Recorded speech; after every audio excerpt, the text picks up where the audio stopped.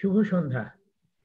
বিস্তার চিটাগং আর্টস কমপ্লেক্সের সঙ্গীত বিষয়ক আন্তর্জালিক অনুষ্ঠান বাংলা গানের কাল পরম্পরা শ্রবণে কথনের পঞ্চম পর্বে আপনাদের সবাইকে স্বাগত জানাই।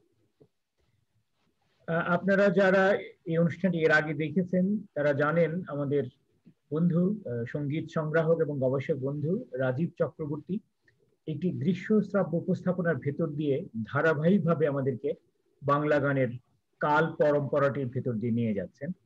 ইতিপূর্বে 4টি পর্ব সংঘটিত হয়েছে এবং এর ভেতর দিয়ে আমরা বাংলা গানের অনেকগুলো গুরুত্বপূর্ণ পর্যায় অতিক্রম করেছি।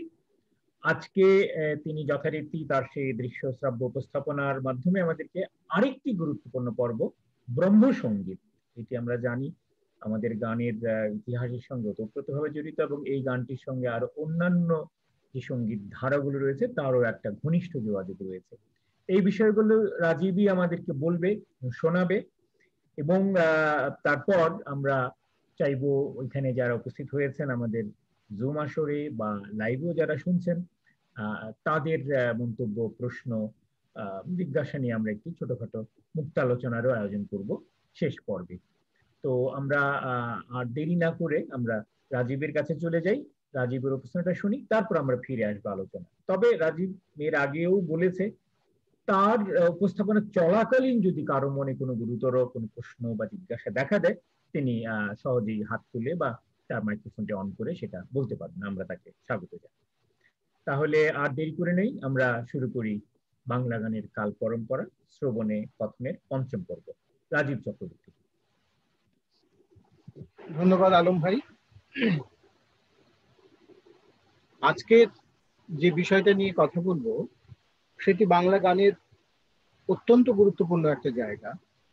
আপাত দৃষ্টিতে শুনে মনে হতে পারে আপাতভাবে যে এ তো ভক্তি সঙ্গীত, একটা বিশেষ গোষ্ঠীর জন্য লিখিত বা গীত, কিন্তু বাংলা গানের বর্তমানে যে ধারা, মানে আধুনিক বাংলা গানের যে ধারা তৈরি হয়েছে তার কি বলবো শুরু হয়েছিল এই ব্রহ্মসঙ্গীতের হাত ধরে। আমি একটা প্রেজেন্টেশন তৈরি করেছি প্রতিদিনের মতো, তো সেইটি আপনাদের সঙ্গে একটু ভাগ করে নিই, তারপরে আমরা আসছি ওখানে।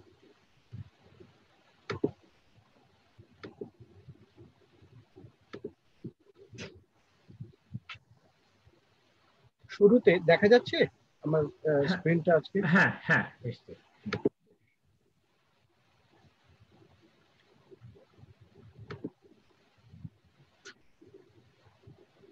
আজকে শুরু করছি, একটা অদ্ভুত সমাপতন আছে ঘটেছে। আজকে 8ই নভেম্বর, 1921 সালের 8ই নভেম্বর যে মানুষটির জন্ম তার ছবি এখানে আমরা দিচ্ছি, সুবিনয় রায়।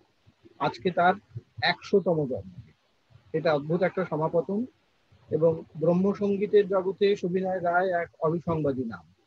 তো যে কারণে ভাবলাম যে আজকে সুবিনয় রায়ের ছবি দিয়ে শুরু করা যাক এবং সেই ভাবে আমরা 100তম জন্মদিনের শ্রদ্ধাও তাকে জানাই।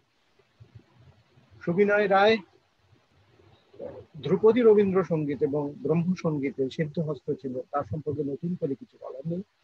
আমরা শুরুতে সুবিনয় রায়ের একটা দুটো গান একটু শুনি, এইভাবেই আমরা আজকের চলাটা শুরু করি।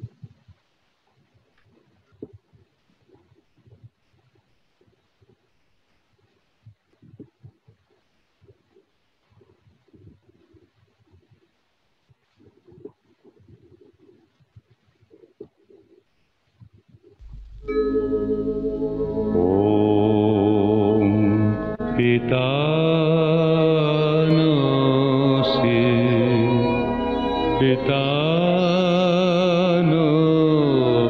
बोधि नमस्तेस्तु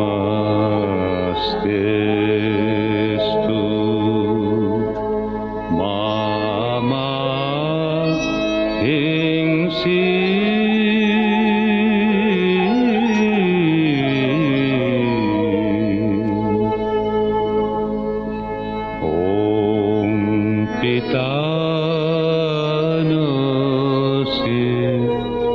পিতা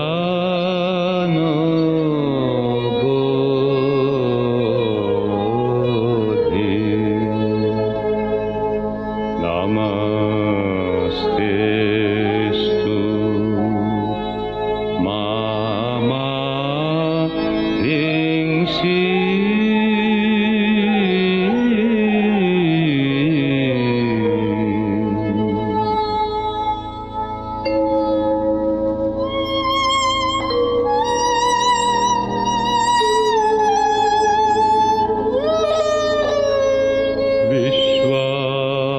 देव सवितर दुरितानि परासुव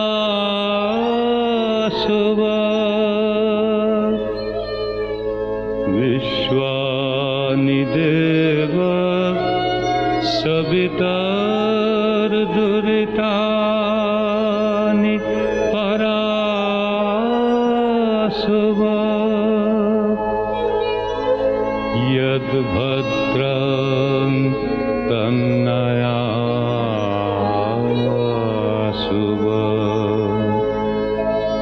नमः शम्भवाय च मयोभवाय च नमः शङ्कराय च मयस्कराय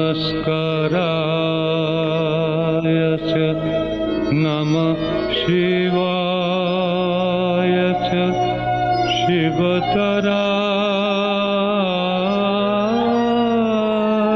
च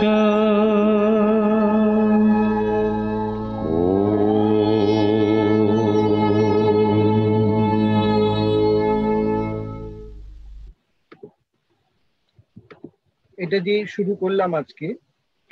এটি যজুর্বেদের একটি মন্ত্র। ব্রাহ্ম সমাজে এই গানটি গাওয়া হতো উপাসনার সময়। ব্রাহ্ম সমাজ এবং ব্রহ্ম সঙ্গীত বাংলা গানের জগতে এই শব্দ দুটি খুবই গুরুত্বপূর্ণ। প্রথমত, এর আগে অবধি যে বাংলা গান আমরা দেখেছি তা মূলত ভাব সঙ্গীত বা ধর্ম সঙ্গীত যদি হয়, ভক্তি সঙ্গীত যদি হয়, সেটা একটা বিশিষ্ট বা নির্দিষ্ট ভাবধারার মানুষ, একটা নির্দিষ্ট ধর্মে বিশ্বাসী মানুষের জন্য সেই গান তৈরি হতো, যেটা আমরা বৈষ্ণব পদাবলীতে দেখেছি, শাক্ত পদাবলীতেও দেখেছি। কিন্তু ব্রহ্ম সঙ্গীতও কিন্তু এক অর্থে ভক্তি সঙ্গীত, কিন্তু পার্থক্যটা কোথায়?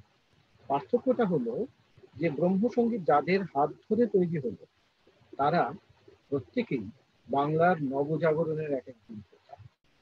ফলে এই গানের মধ্যে, এই কবিতার মধ্যে, যে কবিতাকে অবলম্বন করে গানগুলি তৈরি হয়ে উঠল, সেই কবিতা বা গানগুলি সবগুলি একটা উদার বিস্তৃত মুক্ত ভাবধারার সঙ্গে ভাবধারার কথা বললো। তারা সত্যি অর্থে, ক্ষুদ্র অর্থে ধর্ম সঙ্গীত হয়ে রইল না। এই ব্রাহ্ম ধর্মের উৎপত্তি কার হাতে? সেটি আর কেউ নন, স্বয়ং রাজা রামমোহন রায়। রামমোহনকে আমরা জানি যে বাংলা নবজাগরণের প্রধানতম ঋত্বিক। 1772 সালে জন্ম, হুগলি জেলার রাধানগরে। সংস্কৃত, ফার্সি, আরবি, ইংরেজি এই এতগুলি ভাষা তিনি শুধু জানতেন নয়, প্রতিটাতে তিনি লিখেছেন, অনুবাদ করেছেন। বাংলা গদ্যের প্রথম দিকে বলা যেতে পারে বাংলা গদ্যের প্রাথমিক রূপ কিন্তু তৈরি হয়েছিল রামমোহনের মাধ্যমে। সেই দিক থেকে ভাষা বলুন, সংস্কৃতি বলুন, সামাজিক চিন্তাধারায় বলুন, রামমোহন কিন্তু একটা বৃহত্তর সমাজের বা সংস্কৃতির স্বপ্ন দেখেছিল। যাবতীয় 18-19 শতকের যাবতীয় সামাজিক এবং ধর্মীয় উপবন্ধকতাকে পেরিয়ে গিয়ে তিনি মনন ও যুক্তির চর্চায় সবাইকে নিয়োজিত হতে উৎসাহিত করেছেন।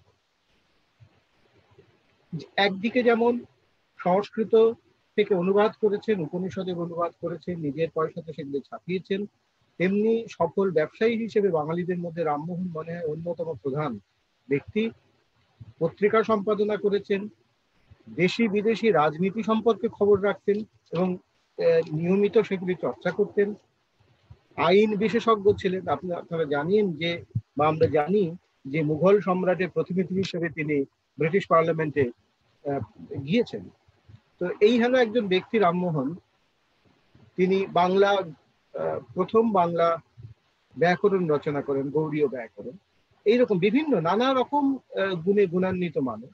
তো তিনি ভাবলেন কি, যে 18 বা 19 শতকের যে উপমণ্ডপ সমাজ ছিল, যেখানে ধর্মীয় গোঁড়ামি ছিল, মেয়েদের স্বাধীনতা ছিল না, সেই অবস্থায় তিনি এসে ভাবলেন যে একটা উন্মুক্ত চিন্তাধারা, যেখানে ধর্ম অর্থে কোনো নির্দিষ্ট গোষ্ঠী নয়, হিন্দু মুসলমান খ্রিস্টান এইরকম কোনো গোষ্ঠী নয়, একটা নিরাকার ব্রহ্মের তিনি ধারণা দিলেন, এবং সেটা নিলেন উপনিষদ থেকে, যে সেখানে কোনো নির্দিষ্ট মানুষের জন্য না, হিন্দু মুসলমান সবাই তার ওখানে আসতে পারত। রামমোহনের নিজস্ব যে ভৃত্য ছিল, তিনি ছিলেন একজন মুসলমান, কাজেই ওই ধর্মীয় গোঁড়ামি তার মধ্যে ছিল না। 1815 সালে রামমোহন আত্মীয় সভা স্থাপন করেন এই ব্রহ্ম বিষয়ে আলোচনা। ব্রহ্ম অর্থে এখানে নিরাকার ব্রহ্ম, এখানে কারো নির্দিষ্ট ছবি নিয়ে নয়। যেমন বৈষ্ণব পদে, বৈষ্ণবের পদাবলিতে আমরা দেখেছি সেখানে কৃষ্ণ রাধার প্রেম নিয়ে বা তাদেরকে নিয়ে কথা বলা হয়। শাক্ত পদাবলিতে দেখেছি কালী, দুর্গা ইত্যাদিকে নিয়ে কথা বলা হয়। ব্রাহ্ম ভাবধারায় কিন্তু কোনো নির্দিষ্ট দেবতা নয়, ব্রহ্ম ঈশ্বর, মানে একটা শক্তিকে ধরে তারা উপাসনার কথা বললেন। এবং এই জন্য আত্মীয় সভা নামে একটি সভা স্থাপন করেন 1815 সালে। সেইটি স্থাপিত হয়েছিল এই চিতপুর রোডে, এখন যেখানে দেখি আমরা রবীন্দ্রনাথের বাড়ি জোড়াসাঁকোতে, তারই পাশে এক জায়গায়। এই আত্মীয় সভায় যখন সকলে আসতেন গান উপাসনার জন্য, তাদের জন্য রামমোহন গান লেখা শুরু করলেন। ওর প্রথম গান কে ভুলালে হায় বা মন্তরে কে ভুলালো 1816 সালে আত্মীয় সভার উপাসনায় প্রথম গাওয়া হলো, এবং সেই সুর রামমোহন কিন্তু নিজে করেন। এখানে বলে রাখা ভালো যে রামমোহন কালী মির্জা বা কালীপ্রসাদ চট্টোপাধ্যায়, কালীপদ চট্টোপাধ্যায়ের কাছে ঠুমরি শিখেছেন, টপ্পা শিখেছেন। এই এই শিক্ষা তার ছিল। কাজেই গানের মধ্যেও সেই সুরের ধারা তিনি ইন্ট্রোডিউস করেছিলেন। টপ্পা এবং ঠুমরির সুর গানের শোনা গিয়েছিল রামমোহন। এই আত্মীয় সভা থেকে 1828 সালে 48 নম্বর চিতপুর রোডে কমল বসুর বাড়িতে ব্রহ্ম সভা তৈরি করলেন। এই ব্রহ্ম সভাই পরবর্তীকালে ব্রাহ্ম সমাজ নামে পরিচিত। 1830-এ 2 বছর পরে ঠিক ব্রাহ্ম সমাজে নিজস্ব উপাসনালয় তৈরি হল, যেটি এখন আদি ব্রাহ্ম সমাজ নামে পরিচিত। এই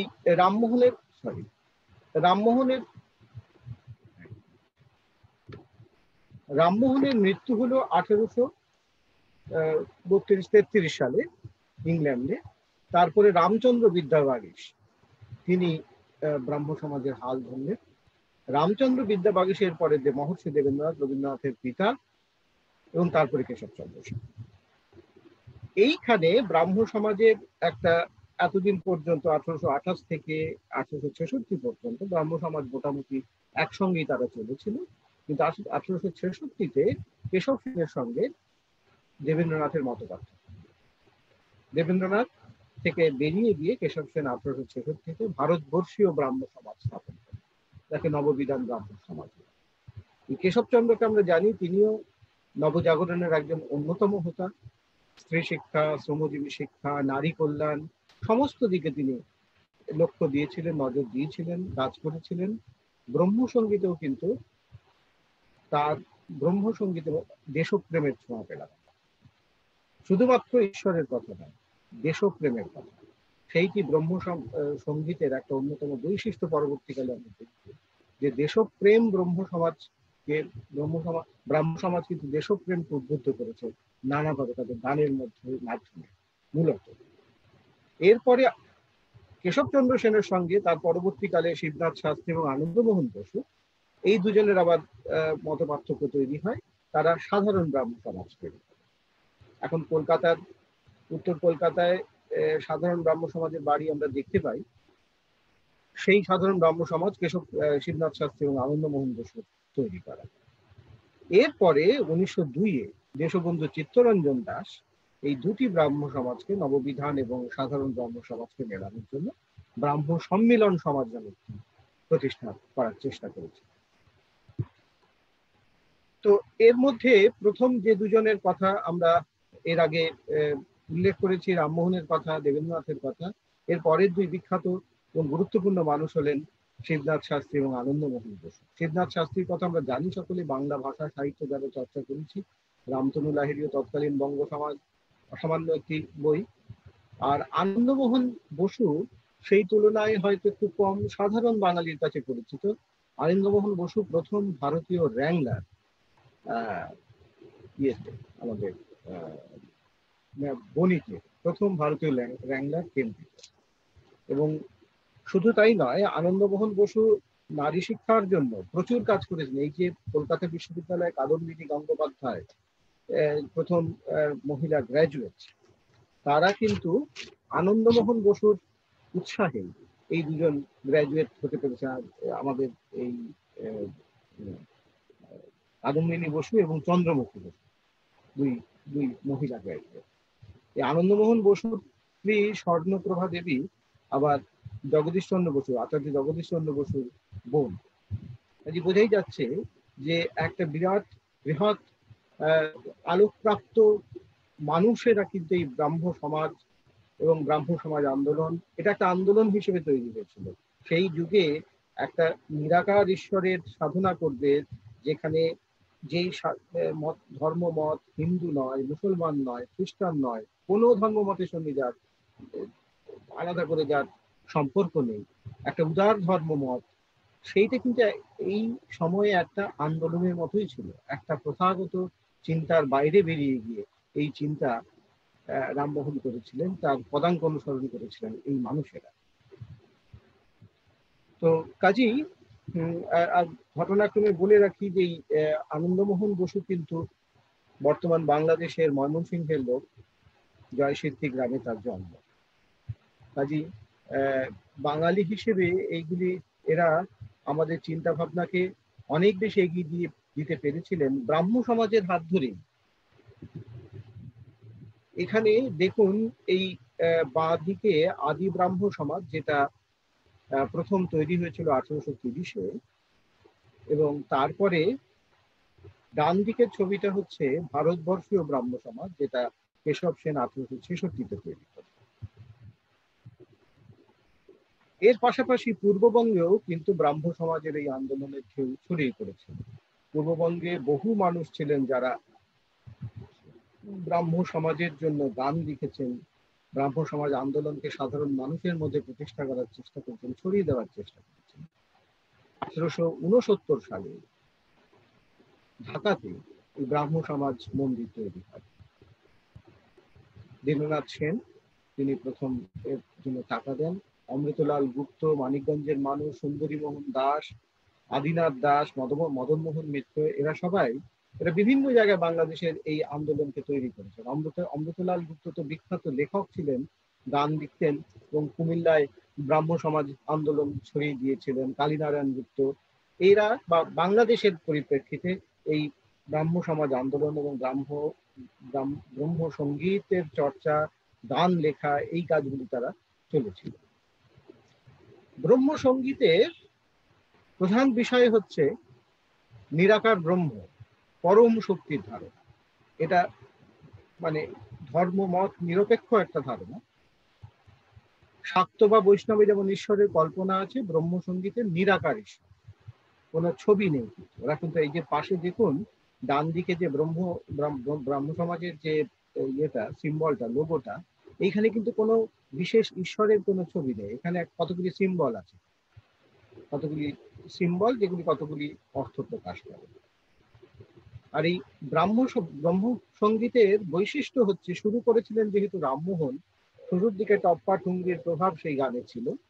1830-এ ব্রাহ্ম সমাজে তিনি নিয়োগ করলেন রীতিমতো পয়সা দিয়ে, মানে মাসুহারা দিয়ে তাদেরকে রাখলেন, কৃষ্ণপ্রসাদ চক্রবর্তী এবং বিষ্ণুচন্দ্র চক্রবর্তী। যে বিষ্ণু চক্রবর্তী রবীন্দ্রনাথের প্রসঙ্গে যার কথা আমরা বারবার শুনেছি, বিষ্ণু চক্রবর্তীর কথা, সেই বিষ্ণু চক্রবর্তী এরা ধ্রুপদিয়া। এখানে রীতিমতো এরা সুর করতেন, গানের স্বরলিপি করতেন। স্বরলিপি যদিও তখন করা শুরু হয়নি, স্বরলিপি বাংলাতে আরেকটু পরে, কিন্তু সুর করতেন এরা শুরুর দিকে প্রথমে। এবং এদের সঙ্গে দেখুন পাখোয়াজ বাজাতেন গোলাম আব্বাস বলে একদম যে একটা উন্মুক্ত চিন্তাধারা থেকে এই আন্দোলনটা শুরু হয়েছিল সেইটি এটি বলার উদ্দেশ্য আর কি। পরবর্তীকালে যদুনাথ ভট্টাচার্য, অযোধ্যানাথ পাকরাশি বিখ্যাত গান মনোতল নিকেতনে আমরা শুনেছি সবাই, সেই অযোধ্যানাথ পাকরাশি, রাজনারায়ণ বসু, শ্রী অরবিন্দের দাদু, মায়ের বাবা, প্রতাপচন্দ্র মজুমদার বিখ্যাত ব্যবহারজীবী, প্যারীচাঁদ মিত্র, মহাতাব চাঁদ বর্ধমানের রাজা, পুণ্ডরীকাক্ষ মুখোপাধ্যায়, রজনীকান্ত সেন, অতুল প্রসাদ। দেখুন মানে এই যে বাংলা গানের আধুনিক যে ধারাটা তৈরি হলো, রবীন্দ্রনাথকে ধরেই বলছি, সেইটা কিন্তু আসলোই ব্রাহ্ম সমাজের হাত ধরে, ব্রহ্ম সঙ্গীতের মাধ্যমে। একদল আলোকপ্রাপ্ত মানুষ এই আন্দোলনটাকে শুরু করলেন। আধুনিক বাংলা গানের, বাংলা সঙ্গীত বলুন, বাংলা সুর বলুন, বাংলা সঙ্গীতের কথা বলুন, এর পূর্বসূরি হিসেবে ব্রহ্ম সঙ্গীতকে ধরতে হবে বলে আমার মনে হয়। প্রথম দিকে রামমোহনের প্রভাব যেহেতু ছিল, ঠুমরি টপ্পার প্রভাব গানে আমাদের ব্রহ্ম সঙ্গীতের প্রচুর প্রচুর দেখা গিয়েছে। তারপরে আস্তে আস্তে ধ্রুপদিয়ারা এলেন। ধ্রুপদিয়ারা এই যে বিষ্ণু চক্রবর্তী বলুন, তারপরে দেবেন্দ্রনাথ, দ্বিজেন্দ্রনাথ, সত্যেন্দ্রনাথ, এরা সবাই ধ্রুপদী মানুষের কাছে শিখেছেন, ধ্রুপদিয়াদের কাছে গান শিখেছেন, রাগ সঙ্গীতে এরা সকলেই কৃতবিদ্য। এবং তার সঙ্গে বিশেষত সত্যেন্দ্রনাথ, জ্যোতিরিন্দ্রনাথ, এদের পাশ্চাত্য সঙ্গীতেরও একটা ভালো তালিম বা শিক্ষা ছিল। রবীন্দ্রনাথের কথা প্রসঙ্গে আমরা জানি যে পাশ্চাত্য সঙ্গীতের সঙ্গে তার পরিচয় ঘটিয়েছিলেন তার এই জ্যোতিরিন্দ্রনাথ। কাজেই ব্রহ্ম সঙ্গীতেও এই দুটি ধারার মিশ্রণ আমরা দেখবো আস্তে আস্তে। আমরা আস্তে আস্তে গান শোনার দিকে যাব, তখন এইগুলি বোঝা যেতে পারে। আর এরই সঙ্গে আমরা বলেছি যে ধ্রুপদের প্রভাব তার ব্রহ্ম সঙ্গীতে ছিল, তপ্পাঠুঙ্গির প্রভাব ছিল, কিন্তু কীর্তনের প্রভাব ছিল, যে কীর্তন আমরা শুনে অভ্যস্ত।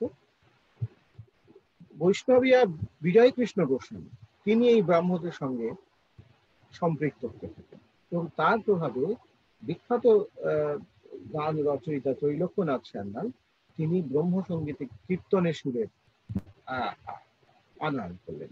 এই যে ডান দিকে যে ছবিটা দেখছেন, এইটি বিখ্যাত বৈষ্ণব এবং বিখ্যাত সাধক ছিলেন সেই যুগে বিজয় কৃষ্ণ গোস্বামী, তার ছবি। আর এই সঙ্গেই যেহেতু ঠাকুর বাড়িতে এই ব্রহ্ম সঙ্গীতের ব্রাহ্ম আন্দোলনের সঙ্গে ঠাকুর বাড়ি ওতপ্রোতভাবে জড়িত ছিল, তার ফলে হলো কি পাশ্চাত্য সুর শুধু নয়, পাশ্চাত্যের যে বাদ্যযন্ত্র সেগুলির অনুপ্রবেশ করতে লাগলো বাংলা সঙ্গীত। আমি বলতে চাইছি এই ব্রহ্ম সঙ্গীতের হাত ধরে কিন্তু বাংলা সঙ্গীতের একটা বিশ্বায়ন ঘটলো, সারা পৃথিবীর গানের সঙ্গে তাদের পরিচিতি ঘটলো, বিদেশি বাদ্যযন্ত্রের সঙ্গে পরিচিত ঘটলো, এবং সেই সমস্ত বাদ্যযন্ত্র ভারতীয় সঙ্গীতে ব্যবহৃত হতে লাগলো। হারমোনিয়াম তো জ্যোতিরিন্দ্রনাথ এবং সত্যেন্দ্রনাথ হারমোনিয়াম নিজেরা বাজিয়ে গান করতেন, পিয়ানো বাজাতেন জ্যোতিরিন্দ্রনাথ, সত্যেন্দ্রনাথ বাজাতেন, অর্গান বাজাতেন, বিলিতি বাঁশি বাজাতেন। এইগুলি কিন্তু আগে ব্যবহার হয়। আর আরেকটা গুরুত্বপূর্ণ বিষয়, সেটা হচ্ছে মেয়েদের সরাসরি একদম কি বলা যাবে, কোনো রকম রাগ ঠাক না করে তারা যে সঙ্গীতের সঙ্গে সম্পৃক্ত হওয়া, যেহেতু এর মধ্যে তথাকথিত একটা ভক্তির আবেশ আছে, তাদেরও এই সঙ্গীতের মধ্যে অংশগ্রহণ করতে বাধা রইল। মূলত আমাদের ঠাকুরবাড়ির মেয়েরাই এই কাজে প্রথম এগিয়ে আসে। স্বর্ণকুমারী দেবী, প্রতিভা দেবী চৌধুরানী, ইন্দিরা দেবী, এরা এগিয়ে আসেন। কাজে এই কতগুলি গুরুত্বপূর্ণ ঘটনা কিন্তু ব্রহ্ম সঙ্গীতের সঙ্গে, ব্রাহ্ম আন্দোলনের সঙ্গে জুড়ে গেল। এরা প্রথম মেয়েদের শিক্ষার ব্যাপারে আগ্রহী হয়ে উঠল, যেটা অন্য কোনো সম্প্রদায়, ধর্মীয় সম্প্রদায় এর আগে পর্যন্ত হয়নি। সেভাবে কথা হয়তো বলেছেন অনেকে, কিন্তু এগিয়ে এসে যে হাতে কলমে করা সেটা কিন্তু ব্রাহ্মরাই করলেন। আর আরেকটি গুরুত্বপূর্ণ জিনিস হচ্ছে ব্রহ্মসঙ্গীতের মধ্যে দিয়ে অসাম্প্রদায়িক ঈশ্বর বন্দনা। অসাম্প্রদায়িক, যেখানে আমরা যদি ব্রাহ্ম সমাজের ইতিহাস দেখব সেখানে খ্রিস্টান, মুসলমান, শিখ, হিন্দু সকলেই উপাসনাতে যোগ দিতে পারতেন, আসতেন। বলেছি আমরা যে পাখোয়াজি গোলাম আব্বাস তিনি নিজে ছিলেন মুসলমান। কাজে এই যে একটা উন্মুক্ত ধারা, ভক্তি সঙ্গীত, ভক্তি আন্দোলন মতো, কিন্তু সেটা কোনো নির্দিষ্ট সম্প্রদায়ের একটা বৈশ্বিক দৃষ্টি ছিল তাদের। সেটি ব্রাহ্ম সমাজ আন্দোলনের একটা বড় দিক। আরেকটা বড় দিক, ব্রাহ্ম সমাজের হাত ধরেই স্বদেশ প্রেমের জোয়ার আসে। ব্রহ্মসঙ্গীত যারা লিখেছেন তাদের অনেকেই স্বদেশ প্রেমের কথাও, স্বদেশ প্রেমের গান। এটা ঠিক কথা যে স্বদেশ প্রেম এমন একটা বিষয় যে কোনো ধরনের ক্রাইসিস তৈরি না হলে, টানাপোড়েন তৈরি না হলে স্বদেশ প্রেমের গান সাধারণত লেখা হয় না। হ্যাঁ, দেশের যদি স্বাধীনতা বিঘ্নিত না হয়, স্বদেশ প্রেম বা কি বলবো দেশবন্দনার গান খুব একটা লেখার প্রয়োজন হয়। ঘটনাক্রমে যে সময় থেকে ব্রাহ্ম ধর্মের বা ব্রাহ্ম সমাজের আন্দোলনটা তৈরি হলো, সেই সময় থেকে কিন্তু স্বাধীনতার জন্য একটা আকাঙ্ক্ষা মানুষের তৈরি হলো, ভারতীয়দের তৈরি হলো। কাজেই এই দুটো একসঙ্গে হাত ধরলো। জ্যোতিরিন্দ্রনাথের বাংলায় প্রথম স্বদেশী সঙ্গীত বলা হয় যে সত্যেন্দ্রনাথ ঠাকুর, যে সত্যেন্দ্রনাথ নিজে একজন ব্রাহ্ম সমাজ আন্দোলনের পুরোধারী। কাজেই এই সমাপতনগুলি, এই ঘটনাগুলি ব্রহ্ম আন্দোলনের সঙ্গে কিন্তু একসঙ্গে ঘুরতে লাগে। আর সব ধরনের সঙ্গীতের একটা মিলন, অর্থাৎ শুধু বাংলা গান নয়, তার সঙ্গে পাশ্চাত্য সুর, তার সঙ্গে হিন্দি ভাঙা গান। প্রচুর ব্রহ্মসঙ্গীত লেখা হয়েছে হিন্দি গানকে দিয়ে। কাজে এই যে সমস্ত ধরনের সঙ্গীতের একটা সম্মিলন, এই যে আমি আগে বলছিলাম আপনাদের যে একটা আধুনিক বাংলা গানের সূচনার পর্ব, সেটি কিন্তু শুরু হয়েছে ব্রহ্মসঙ্গীতের হাত ধরে। তার কারণ হচ্ছে এইগুলো, যে এত ধরনের সংমিশ্রণ, এত ধরনের এক্সপোজার বাঙালি এক জায়গায় হঠাৎ করে পেয়ে। সেই কারণে ব্রহ্মসঙ্গীত আমার মনে হয় যে বাংলা সঙ্গীতের আলোচনায়, আধুনিক বাংলা সঙ্গীতের আলোচনায় অন্যতম গুরুত্বপূর্ণ জায়গা দখল করেছে। আমরা রবীন্দ্রনাথকে কথা যদি বলি, পঞ্চকবির কথা বলি, এখন এরা সবাই কিন্তু এই ব্রাহ্ম আন্দোলনের ফসল। এই কথা সত্যের খাতিরে আমাদের মানতে। এবং আধুনিক বাংলা গান বলতে এদেরকে বাদ দিয়ে তো আধুনিক বাংলা গানের সংজ্ঞা কিভাবে লিখত? অবশ্যই এর সঙ্গে এসে যোগ দিয়েছিলেন নজরুলের মতো একজন মানুষ, একজন প্রতিভা, কিন্তু তার আগে এই সলতে পাকানোর জায়গাটা ছিল। এটাই কিন্তু ধর্মীয় আন্দোলন হিসেবে এর সামাজিক গুরুত্বকে খাটো করলে চলবে না। আগেই বলেছি রামমোহনের কথা। রামমোহনের সঙ্গীত শিক্ষা কালী মির্জা বা কালিদাস চট্টোপাধ্যায়, যার আমরা এর আগের পর্বে যখন বাংলার উচ্চাঙ্গ সঙ্গীত নিয়ে কথা বলেছি, নিধুবাবুর টপ্পার কথা বলেছি, সেই সময় কালী মির্জার গানের কথা আমরা বলেছি। আমরা গান শুনিয়েও ছিলাম চণ্ডীদাস মালের কণ্ঠে কালী মির্জার গান। সেই কালী মির্জার ছাত্র হচ্ছেন রামমোহন। কাজে বোঝাই যাচ্ছে রীতিমতো সঙ্গীতে তালিম নিয়ে তিনি নেমেছিলেন এই আন্দোলনে এবং গান নিয়ে। 40-44টার মতো গান তিনি রচনা করেছিলেন। ব্রহ্মসঙ্গীত নামে তার একটি গীত সংগ্রহ প্রকাশ পেয়েছিল। রামমোহন এই গানের ব্যাপারে গৌড়ীয় ব্যাকরণের ভূমিকাতে লিখছেন, গৌড় দেশে না গীতের শৃঙ্খলা আছে, না গৌড় দেশীয় ভাষাতে কবিতার পারিপাট্য উত্তম রূপে আছে। উনি এলেন সেই অভাবগুলিকে পূরণ করতে, এবং সেই অভাব পূরণ করতে গিয়ে শুধু ভাষার অভাব নয়, তার ব্যাকরণের অভাব নয়, তার সঙ্গীতের অভাব, সুরের অভাবটাকেও তিনি পূরণ করতে চাইলেন। দেখুন, বীণা বাদনে নিপুণ ও সপ্ত স্বরের 22 প্রকার শ্রুতি ও 18 প্রকার জাতিতে প্রবীণ এবং তালব্য, ইহারা অনায়াসে মুক্তিপ্রাপ্ত হয়। মুক্তি পাওয়ার উদ্দেশ্যটা তার আছে, কিন্তু কিসের মাধ্যমে? সঙ্গীত শাস্ত্রে তাকে সিদ্ধহস্ত। অর্থাৎ দৃষ্টিভঙ্গিটা কিন্তু দেখুন একটু আলাদা। তথাকথিত যে ধর্মীয় আন্দোলনগুলি হয়েছে তার থেকে ওই দৃষ্টিটা একদমই আলাদা। সেখানে সঙ্গীতকে দূরে ঠেলে রাখা হচ্ছে না। আগে যেমন সঙ্গীত যারা চর্চা করতেন, এই 20 শতকের গোড়ার দিকে আমরা দেখেছি যারা সঙ্গীত গান গাইতেন, ভদ্রবাড়ির লোকেরা গান গাইতেন না, বিশেষত মেয়েরা তো গাইতেন না। সেইখানে রামমোহন, যার জন্ম 1772, সেই রকম একজন মানুষ এই ধরনের কথা বলছেন, এটা বৈপ্লবিক তো বটেই সেই যুগের পক্ষে। না হলে বৈপ্লবিক যদি দায়ী হবে সেই মানুষ সতীদাহের মতো একটি প্রথাকে বিলুপ্ত করার জন্য তার বিরুদ্ধে রুখে দাঁড়িয়ে ছিলেন, যার ফলে লর্ড বেন্টিং 1829 সালে সতীদাহ নিবারণের জন্য একটি আইন তৈরি করতে বাধ্য হলেন। রামমোহন এই চিন্তাটা না করলে, এই আন্দোলনটা শুরু না করলে লর্ড বেন্টিং এই কাজ করতেনই না হয়তো। কাজেই রামমোহনের কাছে আমরা বহু ঋণে ঋণী। ব্রহ্ম সঙ্গীত তো তার একটা অংশ বটেই, কিন্তু ব্রাহ্ম আন্দোলন কিন্তু এই সামাজিক এই বিভিন্ন ধরনের যে ক্রস-কারেন্টস রয়েছে সেগুলি থেকে বেরিয়ে গিয়ে সেগুলির হাত ধরেই ব্রাহ্ম আন্দোলনটা এগিয়েছে। এখন রামমোহনের কথা উঠতেই রামমোহনের লেখা একটি গান আপনাদের সামনে তো শোনাতে গিয়ে আরেকজনের কথা বা আরেকটি বিষয়ের কথা বলে নেওয়া ভালো। আমি তো সবসময় চেষ্টা করি যে গানের সঙ্গে গানের সংরক্ষণের কথাটাও। 1966 সালে এই যে ছবিতে দেখছেন সুভাষ চৌধুরী, উনি রবীন্দ্রসঙ্গীতের বিশিষ্ট একজন মানুষ, রবীন্দ্রসঙ্গীতের শিক্ষক হিসেবেই তার বিশেষ পরিচিতি। তিনি সুপর্ণা ঠাকুর বলে একজন, যিনি পরবর্তীকালে তার সহধর্মিণী হয়েছিলেন, এবং জয়শ্রী রায়, তারা ইন্দিরা সঙ্গীত শিক্ষায়তন তৈরি করেন। ওদের সঙ্গীত গুরু ইন্দিরা দেবী চৌধুরানী। ইন্দিরা দেবী চৌধুরানীর নামেই এই ইন্দিরা নামটা তারা রাখে।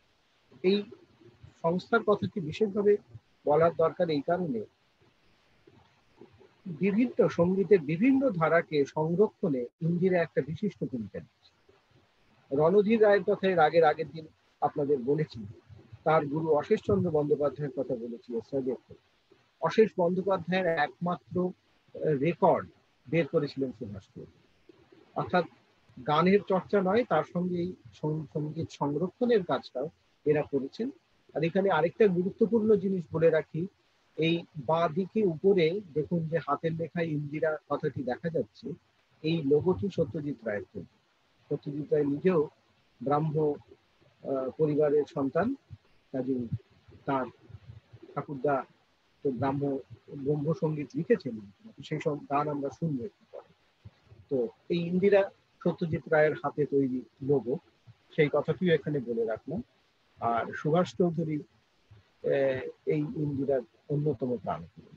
আমরা এই ইন্দিরা শিক্ষায়তনে ইন্দিরা শিল্পী গোষ্ঠীর একটা গান শুনবো, রামমোহন রায়ের লেখা।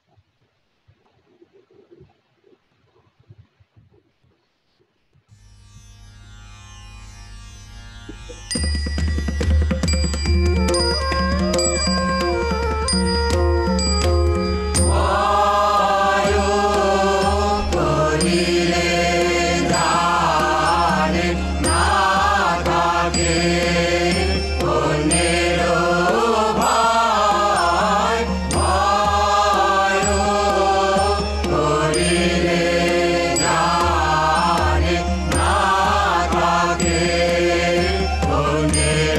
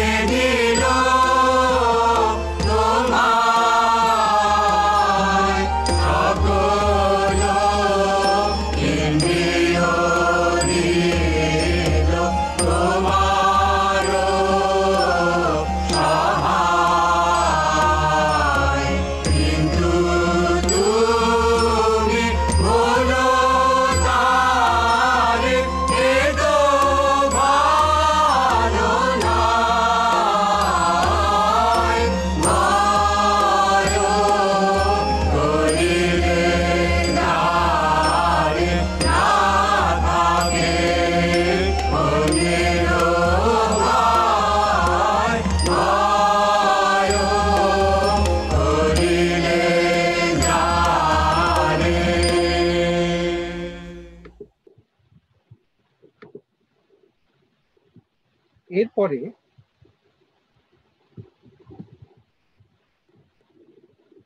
আমরা বলেছি রামমোহনের মৃত্যুর পরে রামচন্দ্র বিদ্যাবাগীশ নামে এক ব্যক্তি, তিনি এই ব্রাহ্ম সমাজের হাল ধরেন। রামচন্দ্র বিদ্যাবাগীশের থেকে দীক্ষা নেন মহর্ষি দেবেন্দ্রনাথের পিতা।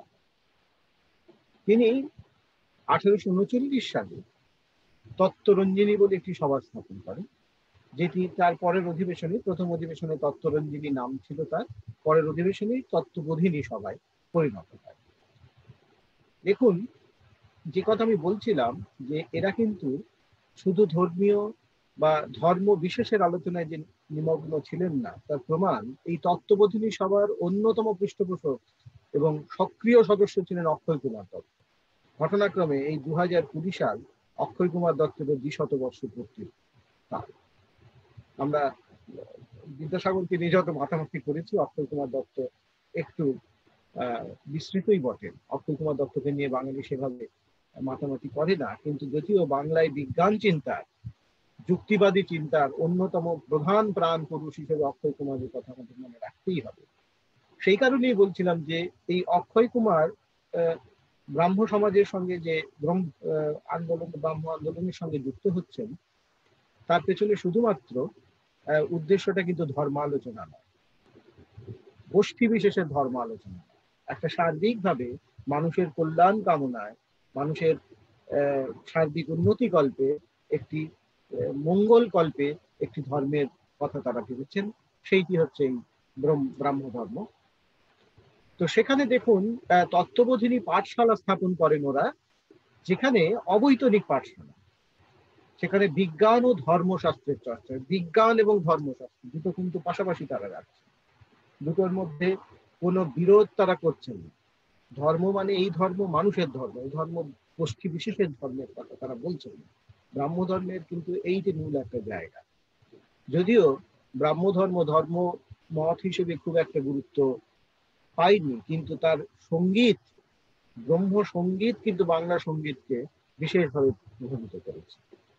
1842 থেকে তত্ত্ববোধিনী সভাই, যে তত্ত্ববোধিনী সভা দেবেন্দ্রনাথ অক্ষয় কুমারের সঙ্গে একসঙ্গে চালাচ্ছিলেন, তারাই ব্রহ্ম সমাজের দায়িত্ব। এবং 1843 সালে তত্ত্ববোধিনী পত্রিকা প্রকাশিত হয়। আমরা জানি তত্ত্ববোধিনীতে রবীন্দ্রনাথের লেখাও রবীন্দ্রনাথ লিখেছে, সেটা তত্ত্ববোধিনী অত্যন্ত গুরুত্বপূর্ণ পত্রিকা।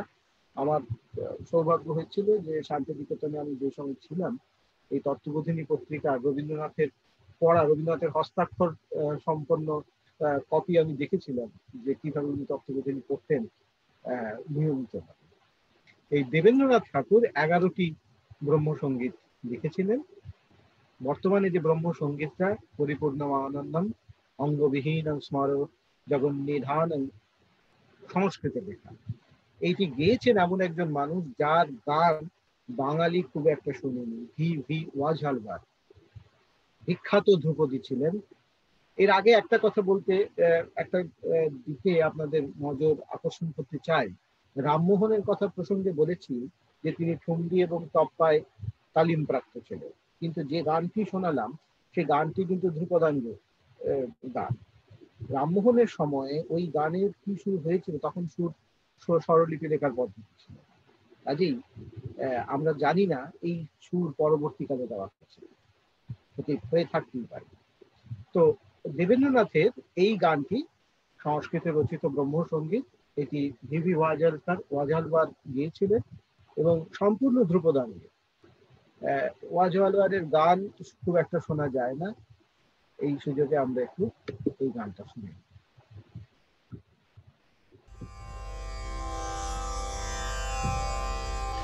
পারে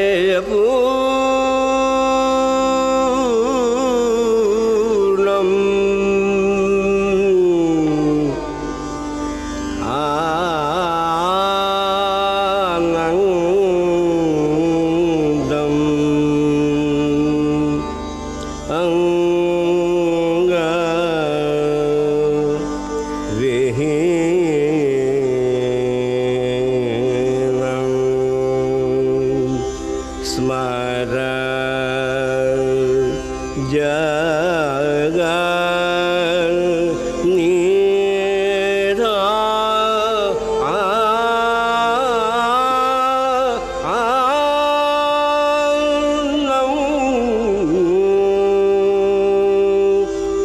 परिपूर्णम्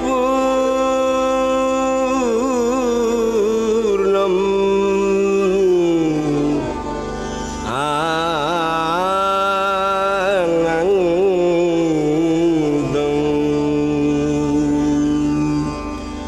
श्रोत्रस्य श्रोत्रम्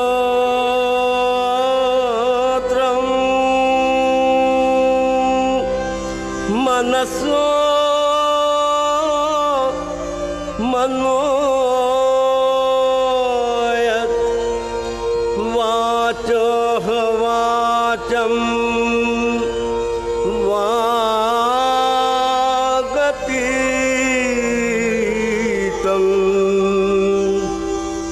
प्राणस्य प्राणम्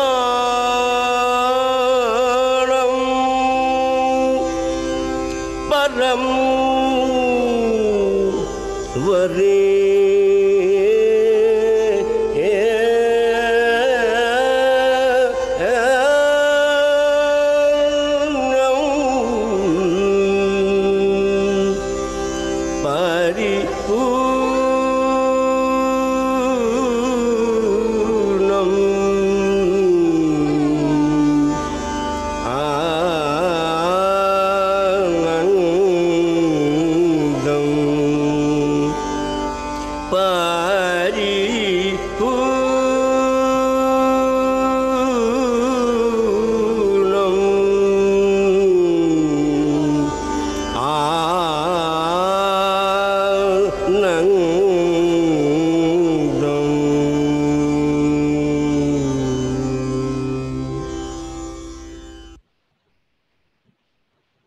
এরই সঙ্গে দেবেন্দ্রনাথ ঠাকুরের পরে যার কথা ব্রহ্মসঙ্গীতের ক্ষেত্রে বিশেষভাবে উঠে আসে তিনি তার বড় ছেলে দ্বিজেন্দ্রনাথ ঠাকুর, রবীন্দ্রনাথের বড়দা, বিখ্যাত ফিলোসফার, দার্শনিক, নানা রকম কাজ, নানা রকম পরীক্ষা নিরীক্ষার মধ্যে তিনি যুক্ত ছিলেন।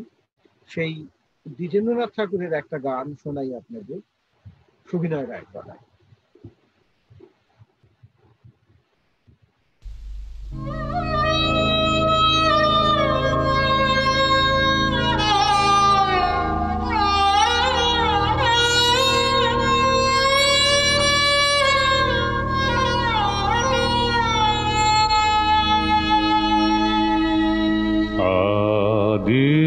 আদিনাথ প্রণব রূপ সম্পূরণ।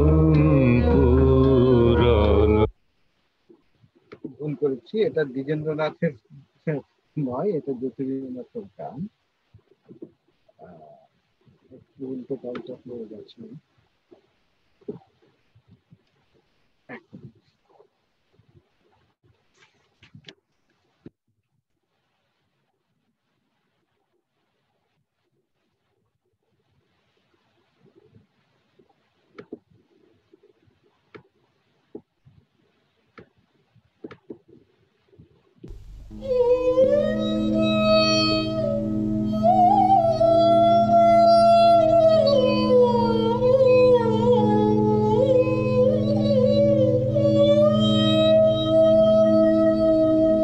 জাগো সকল, জাগো জাগো সকল, অমৃতের অধিকারী নয়ন ফুলে দেখো করুণা নিধান, পাপতাপহারী।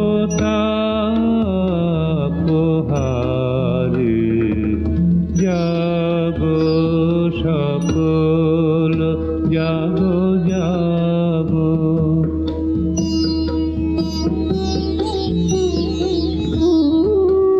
পূরব অরুণ জ্যোতি মহিমা প্রচারে, পূরব অরুণ জ্যোতি মহিমা প্রচারে, বিহগ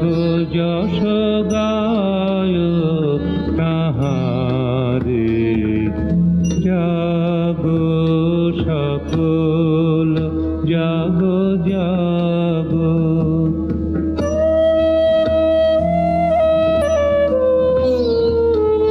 হৃদয় কপাট খুলে দেখো রে যতনে প্রেমময় মূরতি জনচিত্ত হারি।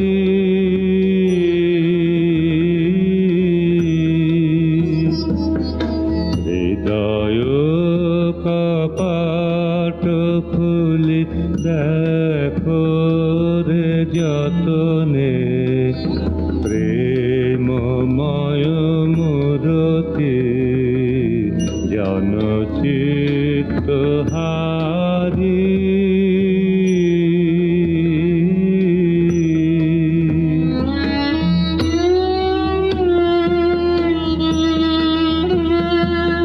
ডাকো রে নাথে বিমল প্রভাতে, ডাকো রে নাথে বিমল প্রভাতে, পাইবে শান্তির বারে।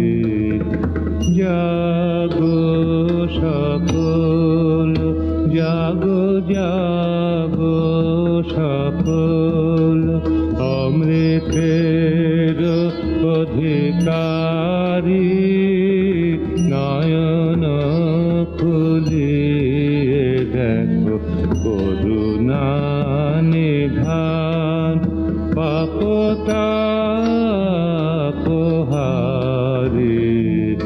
জাগো সকল জাগো জাগো।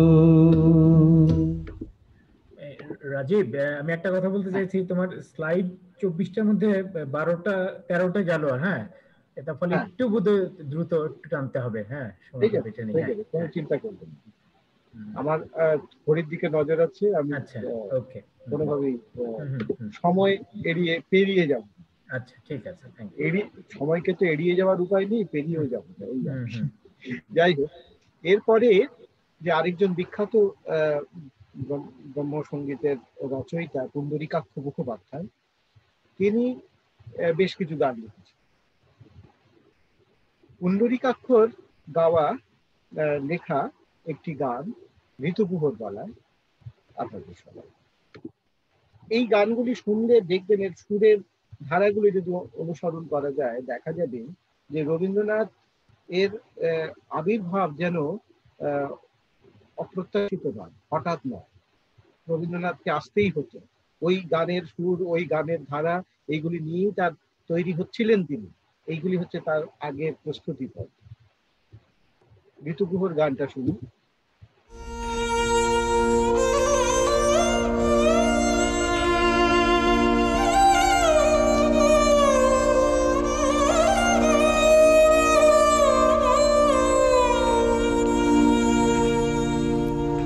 প্রাণ সখা হে আমার, হৃদয় মাঝে দাও দর্শন, সফল করে হে নাথ, হেরি তোমার জীবন, হৃদয় মাঝে দাও দর্শন, প্রাণ সখা।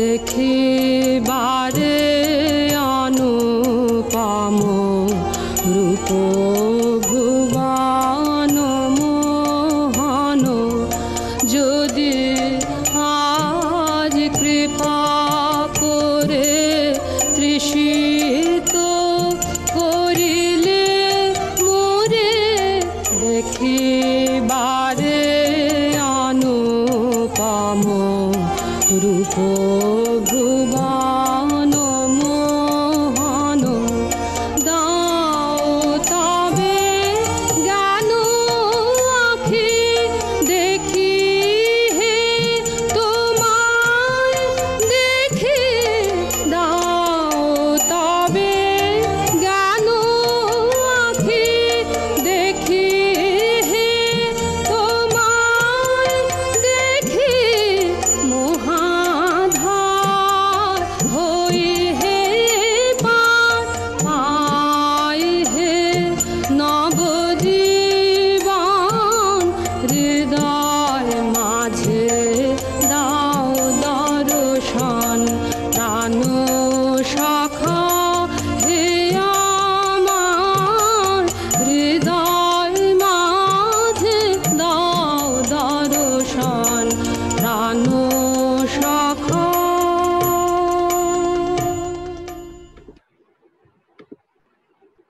এরপরে দেখুন সুরের দিকে যদি খেয়াল রাখি আমরা একটু, এর আগে যতগুলি গান শুনলাম সেগুলি কিন্তু সবই ধ্রুপদ ভাঙা গান, ধ্রুপদ অঙ্গের গান। এর মধ্যে দেখুন কীর্তনের অঙ্গটা ঢুকে পড়েছে। রবীন্দ্রনাথের গান শুনলে আপনার ঠিক অনেক জায়গাতে ব্রহ্মসঙ্গীতের সঙ্গে রবীন্দ্রনাথকে আলাদা করা কঠিন হয়ে পড়ে।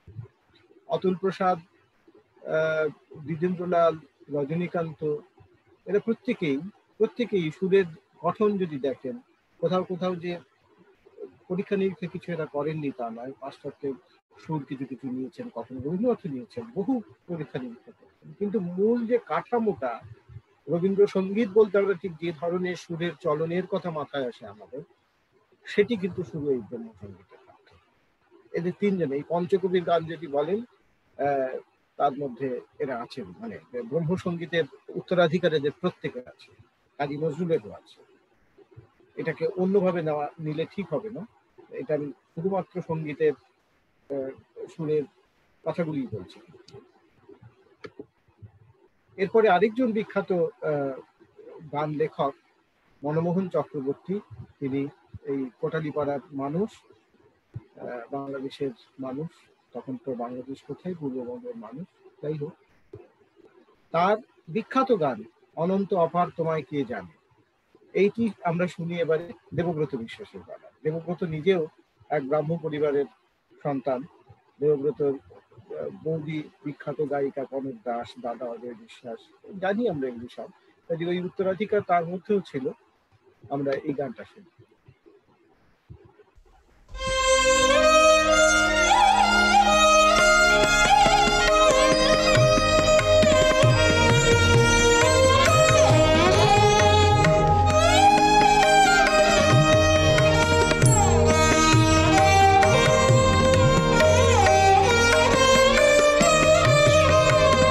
অনন্ত অপার তোমায় কে জানে, তুমি দেখা না দিলে প্রাণে, ধ্যানে জ্ঞানে অনন্ত অপার তোমায় কে জানে, তুমি দেখা না দিলে প্রাণে, ধ্যানে জ্ঞানে অনন্ত অপার তোমায় কে জানে।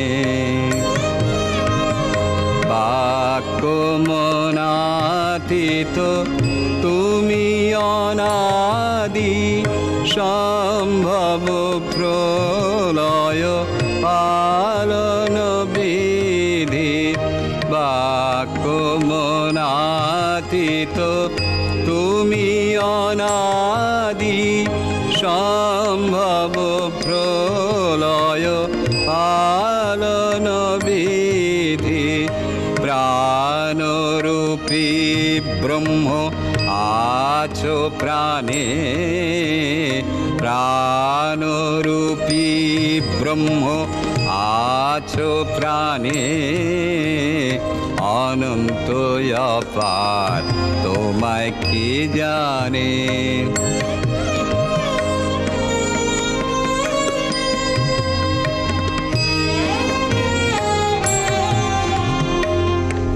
অজর অমর চিন্ময় সুন্দর, নিত নিরঞ্জন পাবন হে। অজর অমর চিন্ময় সুন্দর, নিত নিরঞ্জন পাবন হে। এরপরে যে বিখ্যাত মানুষটির কথা বলতেই হবে, ব্রাহ্ম সমাজের প্রসঙ্গে, ব্রাহ্ম আন্দোলনের প্রসঙ্গে এবং ব্রহ্ম সঙ্গীতের প্রসঙ্গে তিনি উপেন্দ্র কিশোর রায়। তার সম্পর্কে নতুন করে কিছু বলা মনে হয় আমাদের কাউকেই আর নতুন করে কিছু বলতে হবে না। কিন্তু তার যে দুটি বই হারিয়ে গেছে, একটি হচ্ছে বেহালা শিক্ষা আর একটি হারমোনিয়াম শিক্ষা, এই দুটি কিন্তু উপেন্দ্র কিশোরের রচনার সঙ্গে আমরা যারা পরিচিত, আমরা সবাই উপেন্দ্র কিশোরকে ছোটদের লেখক বলেই আমরা ধরে নিয়ে থাকি। কিন্তু কত যে বাংলাতে এই বাংলাদেশে যে কত নতুন কাজের সঙ্গে তিনি জড়িত ছিলেন, সেইটি আমরা মনে হয় খবর রাখিনি। যাই হোক, নিজে কৃতবিদ্য সঙ্গীতজ্ঞ ছিলেন, পাশ্চাত্য এবং ভারতীয় সঙ্গীতে যথাযথ তালিম ছিল তার। তো তারই আরেকটি গান ব্রহ্ম সঙ্গীত শোনাচ্ছি। এই গানটির বিশেষত্ব হচ্ছে, এই গানটি যারা গেয়েছেন, এই রেকর্ডের ছবিটা দেখুন, এই নামগুলি খুব গুরুত্বপূর্ণ। সুপ্রভা রায়, ইন্দুলেখা ঘোষ, বিজয়া দেবী, হরিপদ চট্টোপাধ্যায়, সুজিত রঞ্জন রায়। সুপ্রভা রায়ের নাম আমরা চট করে মনে পড়বে না, সত্যজিৎ রায়ের মাই, সুকুমার রায়ের স্ত্রী। ইন্দুলেখা ঘোষ আরেক বিখ্যাত গায়িকা, শান্তিনিকেতনে গান শিখেছেন। বিজয়া দেবীর কেউ আমরা চিনি না, তিনি বিজয়া রায়, সত্যজিৎ ঘরণী। সত্যজিৎ রায়ের সঙ্গে বিয়ে হওয়ার আগেই তিনি বিখ্যাত হয়েছিলেন, সিনেমাতে অভিনয় করেছেন, গান গেয়েছেন। বিজয়া রায়ের গান আমরা পরে আবার শুনবো কোনো একদিন, সেই বিজয়া রায়। আর হরিপদ চট্টোপাধ্যায় বিখ্যাত রবীন্দ্রসঙ্গীতের ট্রেনার ছিলেন সেই সময়ে। তো এদের গান এটা, সেই যে অর্থে এটা একটা ঐতিহাসিক রেকর্ড, মানে যেখানে বিজয়া রায় এবং সুপ্রভা রায় দুজনে গান গেয়েছিল। ওদেরকে গায়িকা হিসেবে আমরা খুব একটা জানিও না, এখন আমরা ভুলেই গেছি এদের গান। তাদের এই গান, এই রেকর্ডটা 1939 সালে হিন্দুস্তান রেকর্ড থেকে বের হয়েছিল। এটা শুনে দেখুন, অসামান্য রেকর্ড একটি। জাগো পুরবাসী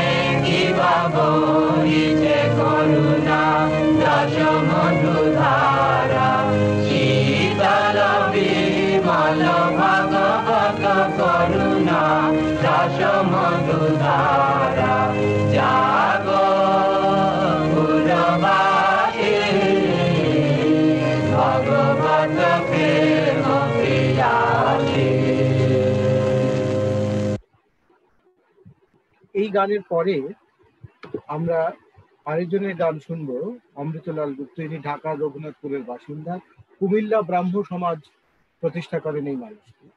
তিনি অত্যন্ত বিখ্যাত সঙ্গীত রচয়িতা হিসেবে ছিলেন। তার গান একটু শুনে নি ধনঞ্জয় ভট্টাচার্যের গলায়।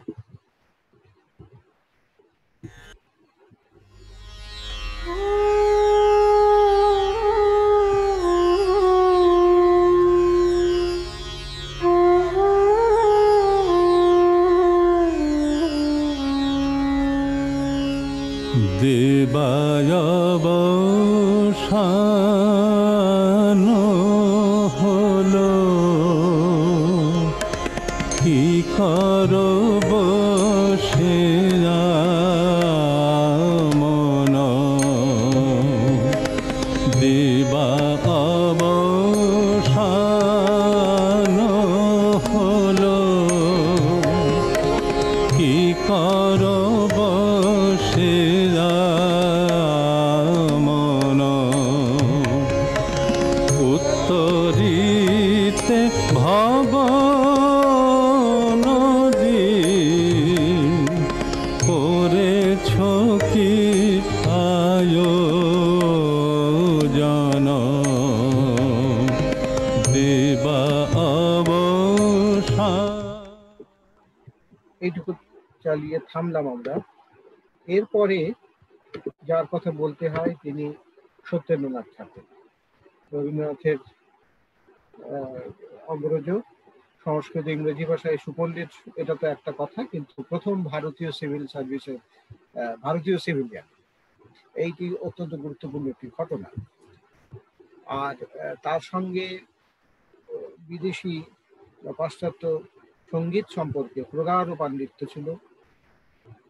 আমরা সবাই জানি এর স্ত্রী জ্ঞানদানন্দিনীর সঙ্গে রবীন্দ্রনাথ অত্যন্ত ঘনিষ্ঠ ছিলেন, অত্যন্ত স্নেহ করতেন রবীন্দ্রনাথকে। সেই নিয়ে নানা জটিলতাও তৈরি হয় ঠাকুরবাড়ির অন্দরমহলে। যাই হোক, সেই সব কথা এখানে গুরুত্বপূর্ণ নয়। কিন্তু ইনি ব্রাহ্ম সমাজের কর্মকর্তা ছিলেন, তত্ত্ববেদিনী পত্রিকার সম্পাদক ছিলেন, এবং হিন্দু মেলা হচ্ছে সেই যুগের 1867-তে হিন্দু মেলার প্রচলন করেন তিনি। এটা মূলত স্বদেশ প্রেমে মানুষকে উৎসাহ দেওয়ার জন্য। হিন্দু শব্দটা নিয়ে এখানে মানে কি বলবো, অন্যদিকে অন্য কিছু ভাবলে চলবে না। এখানে এই শব্দটা নেহাতি একটা গোষ্ঠী অর্থে ব্যবহার করা হতো আর কি তখন। তো সেই জায়গায় আমাদের সত্যেন্দ্রনাথ একটা গুরুত্বপূর্ণ ভূমিকা নিয়েছিলেন। এই যে মিলে সবে ভারত সন্তান বলে একটি গান, তিনি প্রথমে, এটা কি বলা হয় নাকি প্রথম দেশাত্মবোধক গান বাংলা ভাষায়। এবং স্ত্রী স্বাধীনতার এই ঠাকুরবাড়ির সূত্রে, ব্রাহ্ম আন্দোলনের সূত্রে একটা কথা বারবার আসছে যে স্ত্রী স্বাধীনতা, স্ত্রী শিক্ষা, এইটা এরা বিশেষ করে এর উপর জোর দিয়েছিলেন। ব্রাহ্ম আন্দোলনের এটি একটা গুরুত্বপূর্ণ জায়গা, মেয়েদেরকে স্বাধীন করার জায়গা। তো সত্যেন্দ্রনাথ ঠাকুরের লেখা একটি গান আমরা শুনবো, যার কণ্ঠে শুনবো তিনি সুপর্ণা ঠাকুর। এর কথা আমরা আগেই বলেছি, সুভাষ চৌধুরীর স্ত্রী ইনি, ইন্দিরা শিক্ষায়তনের প্রতিষ্ঠাত্রী। সত্যেন্দ্রনাথের পুত্র সুরেন্দ্রনাথের পুত্র সুবীরেন্দ্রনাথের কন্যা, অর্থাৎ সত্যেন্দ্রনাথের গান তারই পুত্নী আর কি বলা যায়, নাতির কন্যা, তার গলায় আমরা শুনি। এই হিসেবে এই গানটার একটা গুরুত্বপূর্ণ জায়গা। তো সেই সুপর্ণা চৌধুরী হয়েছিলেন বিয়ের পরে, তার গলায় শুনি।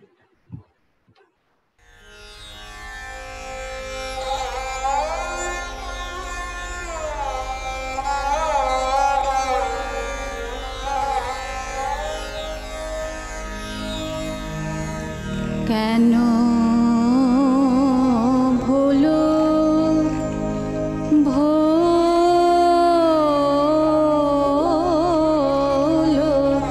চির সুধীরে, কেন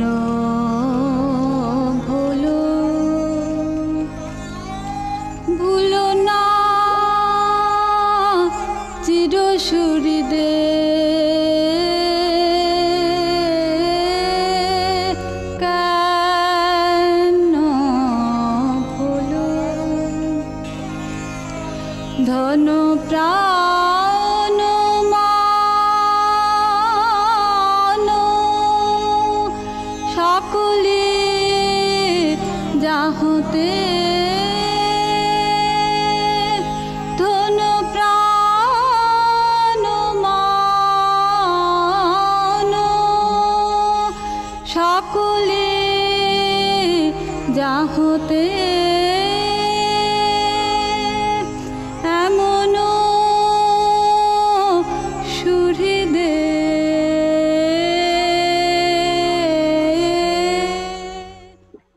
এইটুকু অব্দি আমরা থামি শুনে আমার বন্ধু সন্দীপন বলছেন যে আমি জ্ঞানদানন্দিনীর নাম করেছি।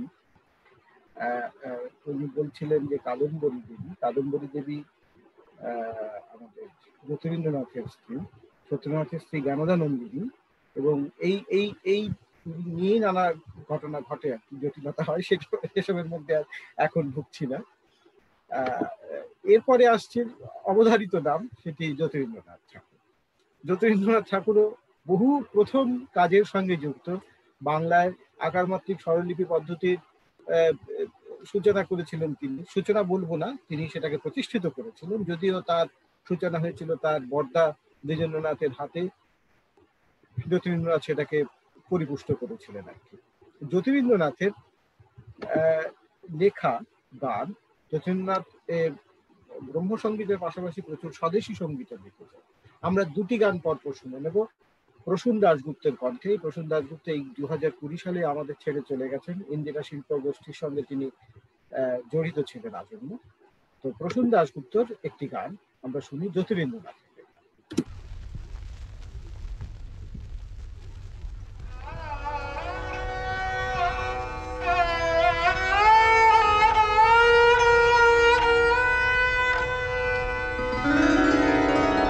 হৃদয়ের মম যতনের ধন তুমি হে, হৃদয়ের মম যতনের ধন তুমি হে, অন্তর জামি আতর স্বামী, অন্তর জামি আতর স্বামী, পিতা তুমি পুত্র আমি, জাগ্রত কৃপা তোমার দীন জানে, হৃদয়ের মম যতনের ধন তুমি হে, হৃদয়ের মম যতনের ধন তুমি হে।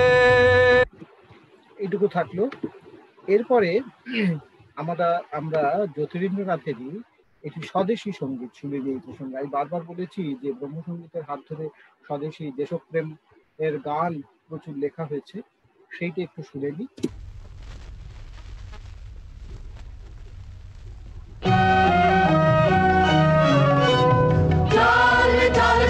ভারত সন্তান মাতৃভূমি করে আহ্বান, চল চল সবে ভারত সন্তান মাতৃভূমি করে আহ্বান, বীর দর্পে পৌরুষ গর্বে সাগরে সাত সবে দেশের কল্যাণ, চল চল সবে ভারত সন্তান মাতৃভূমি করে আহ্বান।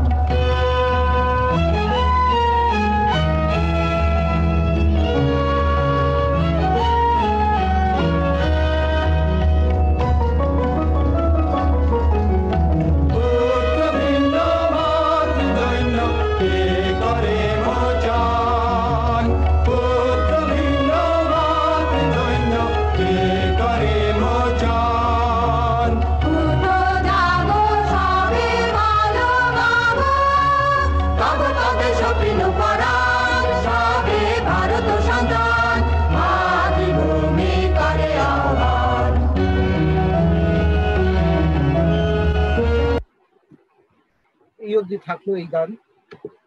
আমাদের এবারে একটু তাড়াতাড়ি শেষ করতে হবে, প্রায় শেষ পর্যায়ে এসেও পড়েছি, আর বেশি বাকি নেই।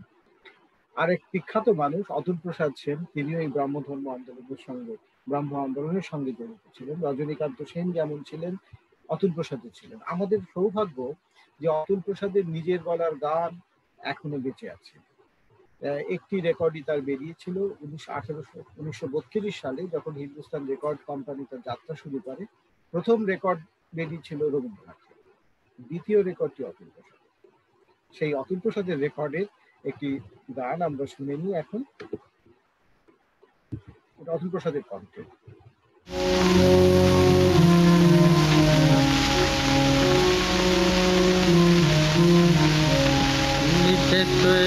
ভাবে মন গান গেয়ে যা, গান গেয়ে যা আজীবন, মিশে তো ভাবে মন।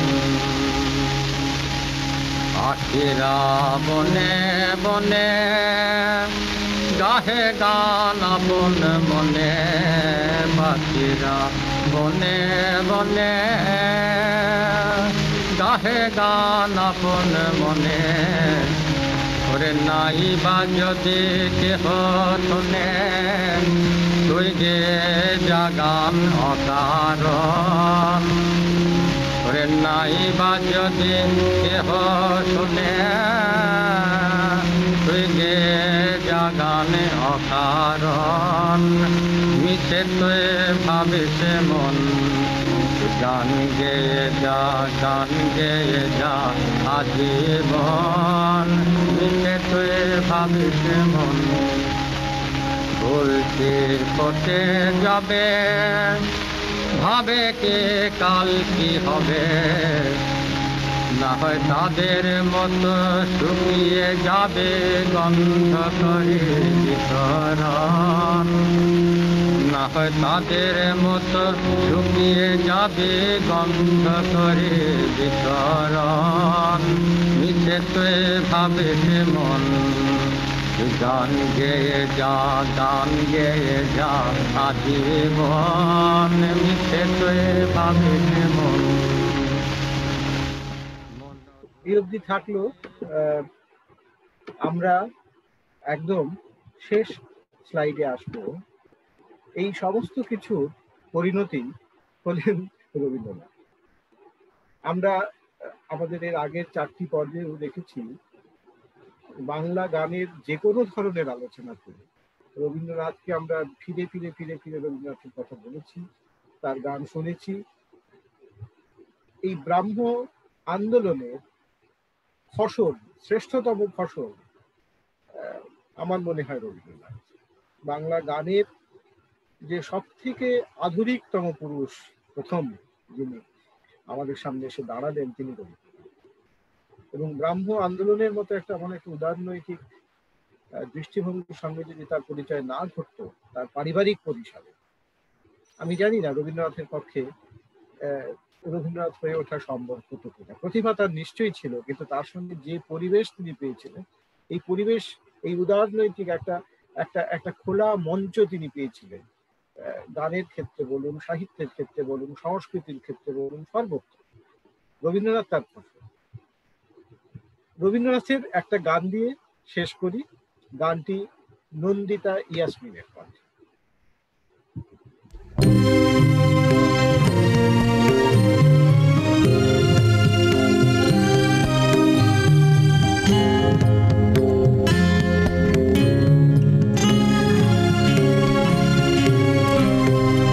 জীবনে যত পূজা হলো না সারা, জানি হে জানি তাও হয়নি হারা।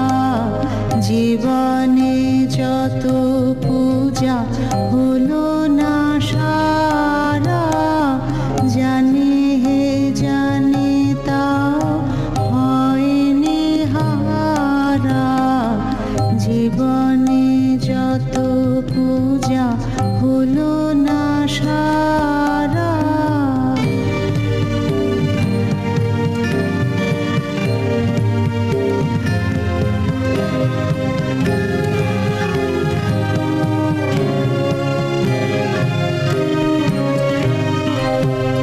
যে ফুল না ফুটেতে ঝরেছে ধরণীতে, যে ফুল না ফুটেতে ঝরেছে ধরণীতে, যে নদী মরু পথে হারালো ধারা। জানে হে জানে তাও হয়নি হারা। জীবনে যত পূজা হলো না সারা।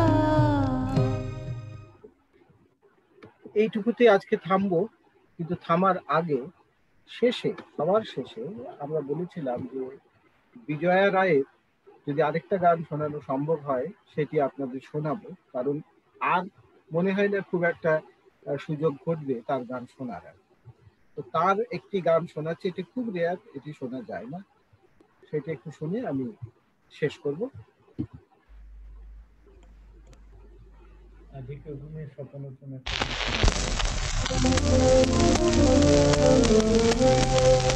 ঝুমকা ঝুমকা ঝুমঝু নুপুরো বাজে ঝুমকা ঝুমকা ঝুমঝু বিরহি পরানো মম সে দুটি চরণ যাতে ঝুমকা ঝুমকা ঝুমঝু সে নৃত্যের তালে তালে দোলে রে কুসুম ডালে সে নৃত্যের তালে তালে দোলে রে কুসুম ডালে তার আগে মারালো দোলে হিলোলে সতী নাচে ঝুমকা ঝুমকা। এইটুকু থাকলো আজকের মতো। বিজয়ারে ওই গানটা গিয়েছিলেন না, আধিক্য ঘুমে নয়নে চুমে স্বপ্ন দিয়ে যাও? আরো অনেক গান গেয়েছে বিজয়া রায়। সত্যজিতের ঘরণী হওয়ার আগে তিনি আরো বিখ্যাত, বরঞ্চ সত্যজিতের ঘরণী হওয়ার পরে তিনি নিজের কাজগুলি অনেকটাই ছেড়ে দিয়ে সত্যজিৎকে তিনি তখন তুলে ধরেছিলেন। এটা তার আরেকটা কৃতিত্ব বলবো। রাজীব আমাদেরকে ধন্যবাদ দিয়েছে সবশেষ স্লাইডে, কিন্তু আমাদেরই তাকে ধন্যবাদ দেওয়া উচিত। ধন্যবাদ, কৃতজ্ঞতা, আলিঙ্গন। সত্যি ওর ভেতর দিয়ে একটা ইতিহাসের পরিক্রমা যেভাবে হচ্ছে, শুধু গানের নয়, তার সঙ্গে সঙ্গে ওই সমাজ, ওই সময়, ওই মানুষগুলোর সঙ্গে যেটা জানতে পারছি, একটা সামগ্রিক প্রাপ্তি আমাদের ঘটছে। আশা করি আমাদের সঙ্গে যারা শুনছেন তারাও সেই প্রাপ্তি যোগে ধন্য হচ্ছেন। তো আমাদের সময় খুব বেশি নেই, 9টা, 9:15 মধ্যে আজকে আসর গোটাতে হবে। এখানে যারা উপস্থিত আছেন এই মুহূর্তে, সন্দীপন গাঙ্গুলি, চন্দন শফিকুল কবির, আমাদের সেই লন্ডনবাসী শিল্পী বন্ধু, তিনি যথারীতি আছেন। আজকে নতুন ভাবে যুক্ত হয়েছেন অদিতি চক্রবর্তী, তিনি নিজেও শিল্পী, রবীন্দ্রসঙ্গীত এবং উচ্চাঙ্গসঙ্গীত দুটি করে থাকেন। এরাও যদি কেউ কিছু বলতে চান, মাহিয়াবরা তো আছেনই আর কি, তাহলে প্লিজ আপনাদের মাইক্রোফোনটা অন করে আপনাদের অনুভূতি। আমার আমার মানে অত্যন্ত প্রিয় মামাতো বোন স্নিগ্ধা, সেও আছে। তাকে তো দেখতে পাচ্ছি না এখানে আমি। আচ্ছা, হ্যাঁ হ্যাঁ, পর নিচের দিকে আছে, হ্যাঁ, স্নিগ্ধা আচার্য আছেন। হ্যাঁ প্লিজ, হ্যাঁ হ্যাঁ, আপনাদের জানিয়েছিল। হ্যাঁ হ্যাঁ, স্নিগ্ধা উনি শুরু করবেন আর কি। হ্যাঁ স্নিগ্ধা, আপনি আপনার মাইক্রোফোনটা অন করে যদি কিছু বলেন।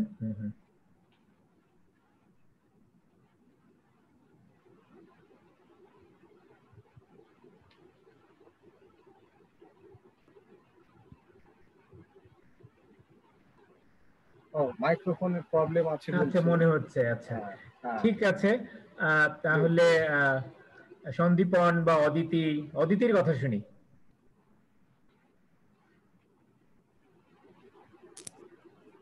আলম ভাই, আমি তো প্রতিদিন নিয়মিত শুনিনি অনুষ্ঠান।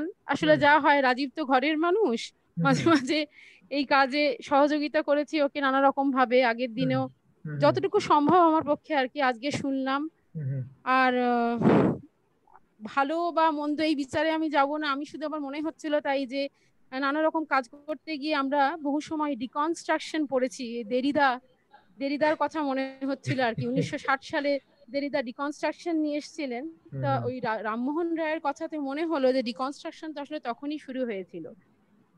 তো ডিকনস্ট্রাকশনের প্রাথমিক যে ধারণাটা ছিল যে মানে প্লেটোনিজমকে বা আইডিয়া অফ ট্রু ফর্মস কে নেগেট করা আর কি। তো সে তো ওনার সময়ই শুরু হয়েছিল আর কি। এটাই আমার ডিকনস্ট্রাকশন করে উনি থেমে যাননি, উনি রিকনস্ট্রাকশনও করেছেন, আমাদের গোটা সমাজটাকে আবার রিকনস্ট্রাক্ট করেছেন আর কি। হ্যাঁ হ্যাঁ, সেই একটা জায়গা। আর আরেকটা আমার মনে হচ্ছিল, রাজীব বলছিল যখন ওই ঠুংরি এবং টপ্পার আদলে ব্রহ্মসঙ্গীত রামমোহন রায় নিজে যখন শুরু করলেন, তবে বহু ব্রহ্মসঙ্গীত আমার মানে যতটুকু আমি গান বাজনা করেছি, বহু ব্রহ্মসঙ্গীত আপনার ওই মানে ধ্রুপদ এবং ধামার অঙ্গে প্রচুর ব্রহ্মসঙ্গীত রয়েছে। আর কেউ একসময় বললো সে কথা পরে, কিন্তু মানে তার পরিচয় বেশি পাই আমরা আর কি, বেশি শুনতে পাই ধামার এবং ধ্রুপদ অঙ্গের ব্রহ্মসঙ্গীত আর কি। সেইটাই এই আর কি বেশিরভাগ সময়টাই ধ্রুপদ ধামারের লোকেরাই তো ব্রহ্মসঙ্গীতে রাজত্ব করেছে। আমরা আজকে যে গানগুলো শুনলাম অধিকাংশ গানে তো ওরই প্রভাব ছিল পরোক্ষভাবে, ধ্রুপদ ধামারের প্রভাবটাই বেশি ছিল, কীর্তনাঙ্গের প্রভাব একটা কি দুটোতে ছিল বা একটাতেই ছিল। বিশেষত শৈলজা রঞ্জনের গান বা পরে সুবিনয় রায়ের গানে প্রচুর মানে ধ্রুপদাঙ্গ ধামারঙ্গের রবীন্দ্রসঙ্গীত আমরা শুনতে পাই আর কি। সেইটাই। আচ্ছা, তো সন্দীপন কি কিছু বলবে? হ্যাঁ, ওই অদিত দিদির দ্বিতীয় বক্তব্যের সূত্র ধরেই বলছি যে বাংলা গানের ক্ষেত্রে যেমন আমি জয়দেবের পদের পরবর্তীকালের যে বাংলা গানের কালো পরম্পরা, সেখানে রাগ এবং মানে ধরি যদি আমরা নিতুবাবুর টপ্পা, হ্যাঁ, যে শরীমিয়ার টপ্পাকে বাংলা অঙ্গীকৃত করলেন উনি, সেখানে রাগের চলনে যে ধরনের প্যাচ পয়জারমা বা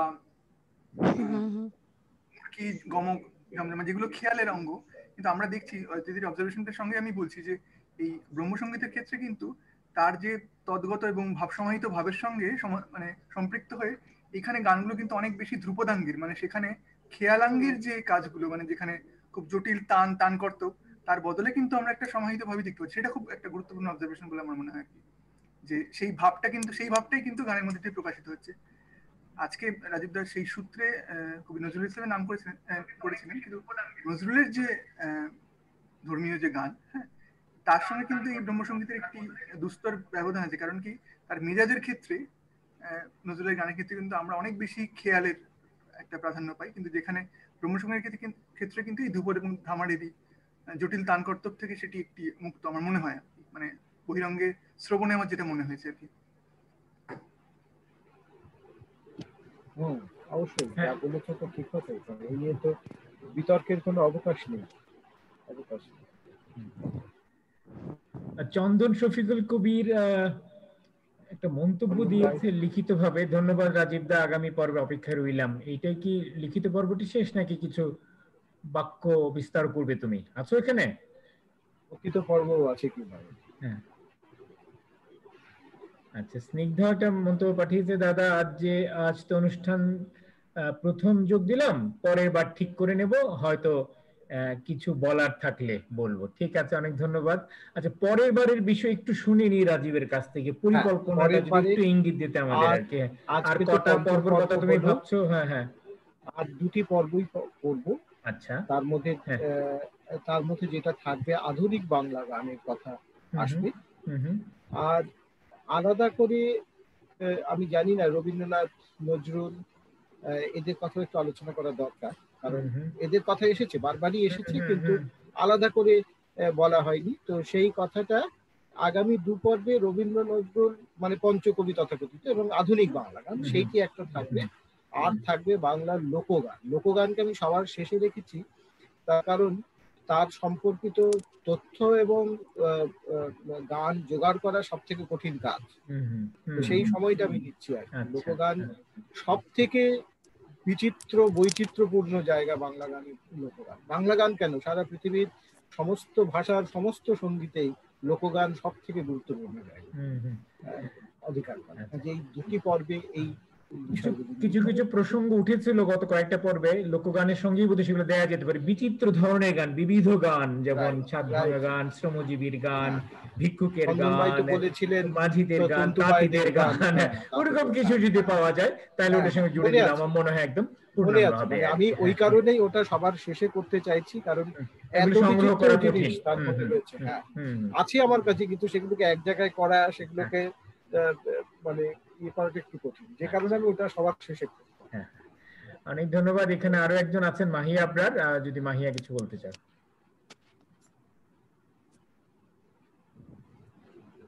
কি বলবো, মানে মুগ্ধ হচ্ছি রাজীব, মানে কত কি জানছি, এটা মানে কিন্তু আমাদের এই অনলাইন অনুষ্ঠান হয়ে বৌদি একটা অসুবিধা হচ্ছে, সেটি হচ্ছে আগে অনুষ্ঠান মাত্রেই কিছু চার জলপানের ব্যবস্থা থাকে।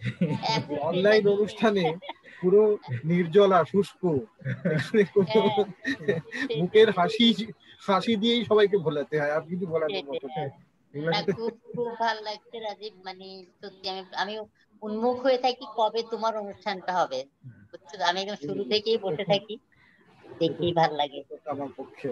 রাজীব, তোমার এগুলো সব জমা রইলো, প্রত্যেকটা জিনিস জমা রইলো। তুমি পরবর্তী প্রথম যখনই বঙ্গদেশে পা দেবে আর কি, তার একেবারে ষোড়শোপচার আমরা সম্পন্ন করব, ষোড়শোপচার যাকে বলে আর কি। একদম, কোনো চিন্তাই করো না। আজকে শুরুর দিকে সুপর্ণাদি ছিলেন, কিন্তু উনি আর নেই দেখছি। হ্যাঁ, উনি নেই, আমার মনে হচ্ছিল উনি কিছুক্ষণ পরেই বেরিয়ে গেছেন। আরেকজন ছিলেন মামুনুল রশিদ, তিনিও বেরিয়ে গেছেন। তবে আমি লাইভে দেখলাম আজকে অনেক মানুষজন, বিশিষ্ট লোকজন শুনেছেন আর কি। ফলে আমি তাদের নামগুলো বলি দু একটা। কামাল উদ্দিন কবির, বিশিষ্ট নাট্যজন, আমাদের জগন্নাথ বিশ্ববিদ্যালয়ের শিক্ষক, উনি শুনেছেন। ওমর তারেক চৌধুরী, আমাদের একজন বাম বুদ্ধিজীবী, তিনি শুনেছেন। আক্তারি মমতাজ, আমাদের সংস্কৃতি সচিব ছিলেন তিনি আর কি, খুবই প্রগতিশীল মানুষ, তিনি শুনেছেন। বিখ্যাত ঔপন্যাসিক সিরাজুল ইসলাম প্রকৌশলী, তিনি শুনেছেন। স্থপতি এনামুল করিম নির্ঝন দেখলাম শুনেছেন এখানে। আমাদের বন্ধু কবি, হ্যাঁ, এনায়েতের অগ্রজ। তারপরে কবি, উনি শুনেছেন, তিনিও তো গানের মানুষ, গান নিয়ে অনেক কাজ করেন কিন্তু, নানান নতুন আধুনিক গান নিয়ে। তারপরে জুয়েল মাজার, যে কবি, বিখ্যাত কবি এবং সাংবাদিক, জুয়েল মাজার শুনেছে। হেলাল মহিউদ্দিন, একজন নামকরা সমাজ বিজ্ঞানী, শুনেছেন। আরো অনেকেই শুনেছেন। ফলে আমার মনে হচ্ছে এটা একটা বিশেষ আগ্রহের জায়গা তৈরি করছে, এটা আকর্ষণ তৈরি করছে আর কি। তো আর যদি কারো কিছু বলার না থাকে তাহলে আমরা এখানেই ইতি টানবো। আমি রাজীবকে বলবো একটা উপসংহার বক্তব্য দিয়ে এটা শেষ করতে। আর আমাদের পরবর্তী অনুষ্ঠান হবে 22 তারিখের রবিবার। আজকে 22 তারিখে আমরা আবার ফিরে আসবো। রাজীব যেটা বললো, হয়তো আধুনিক এবং পঞ্চকবির গান নিয়ে পরবর্তী পর্ব। তো রাজীব, তুমি একটা কিছু বলে এটার উপসংহারটা। এখানে বলার কথা একটাই, যে সকলের আগ্রহ আমাকে এই কাজ করতে, আমাকেও আগ্রহী করছে আর কি। আমি যে কিছু করে উঠতে পারছি তেমন হলে তা নয়। অনেক সময় মনে হয় যে আরো কিছু বলার ছিল, কিন্তু সময় এবং সবকিছুই, মানে কি বলবো, রিসোর্স সবকিছুই আমাদের কাছে লিমিটেড। তো তার মধ্যে আমরা চেষ্টা করছি এই অনুষ্ঠানের মাধ্যমে যদি কারো সঙ্গীত সম্পর্কে কোনো আগ্রহ জন্মায়, কোনো ধরনের সাহায্য যদি আমার থেকে দরকার হয় সঙ্গীত সংরক্ষণের ক্ষেত্রে, আমি যেটা বারবার করে বলি, গান শুনলে হবে না, খালি তার সংরক্ষণ করা দরকার। তার ভাবিকালের জন্য সেটাকে যথাযথভাবে যথাযথ সেইটি যদি কেউ করতে আগ্রহী হন, তাহলে সেটা একটা বড় গুরুত্বপূর্ণ ব্যাপার। আর বিভিন্ন ধরনের গান শোনার প্রতি যদি আমাদের আগ্রহ তৈরি হয়, ব্রহ্মসঙ্গীত আলাদা করে তো আমরা খুব একটা শুনি বলে মনে হয় না। হ্যাঁ, রবীন্দ্রসঙ্গীত শুনি, নজরুল গীতি শুনি হয়তোবা, কিন্তু ব্রহ্মসঙ্গীতের যে কত ধরনের ভ্যারাইটি আছে, কত মানুষে লিখেছেন, এবং সেইটি যে কত বিচিত্র দিকে বাংলা গানকে ঋদ্ধ করেছে পরবর্তীকালে, সেইটি বোঝার জন্য আমার মনে হয় ব্রহ্মসঙ্গীত, আমার মনে হলো যে একটা পুরো সেশন করলে ভালো হয়। কারণ রবীন্দ্রনাথ নিয়ে আলোচনা হয়, নজরুল নিয়ে আলোচনা হয়, ধীরেন্দ্রলাল নিয়ে আলোচনা হয়, সবাইকে নিয়ে আলোচনা হয়, ব্রহ্মসঙ্গীতকে নিয়ে আলোচনা হয়। সেখানে অথচ কত মানুষের লেখা আছে। হ্যাঁ, আমরা অমৃতলাল গুপ্তের লেখা গানের কথা শুনিনি কখনো, হয়তো শুনেছি গানগুলো, কিন্তু অমৃতলাল গুপ্ত বলে যে একজন মানুষ ছিলেন, তিনি যে গান লিখতেন এগুলো তো জানতাম না। তো সেই দিক থেকে অসাধারণ তার বাণী। উত্তরিতে ভবনদী করিছ কি জন্মের, কি চমৎকার না, উত্তরিতে ভবনদী। সেটাই বলছে, মানে বাণীও খুবই খুবই সমৃদ্ধ দেখলাম প্রত্যেকেরই গানের বাণী। এই দিক থেকে আমি যখন প্রথম বলেছিলাম, আলম ভাই একটু অবাক হয়েছিলেন যে শুধু ব্রহ্মসঙ্গীত। হ্যাঁ, না পরে তো দেখলাম এখানে সবকিছুকেই তুমি করে দিয়েছো, কারণ বিশ্ব ব্রহ্মটাই পেয়ে গেলাম এখানে। ব্রাহ্ম আন্দোলন একটা সার্বিক অর্থে সামাজিক আন্দোলন, সার্বিক অর্থে। সেটা শুধুমাত্র সামাজিক আন্দোলনের মধ্যে সীমাবদ্ধ ছিল না, সাংস্কৃতিক, রাজনৈতিক, স্ত্রী শিক্ষা কি ছিল না সেখানে। সেই জন্যই আমার মনে হলো যে এইটা নিয়ে একটা অনুষ্ঠান হতে পারে, যেটা নিয়ে কেউ অনুষ্ঠান করবে। যাই হোক, পরবর্তী দুটি এপিসোডে আর বেশি বাড়াবো না, বাড়ানোই যায়, কিন্তু আর বেশি বাড়াবো না, তাহলে আপনাদের তো সহ্যের একটা সীমা থাকা উচিত।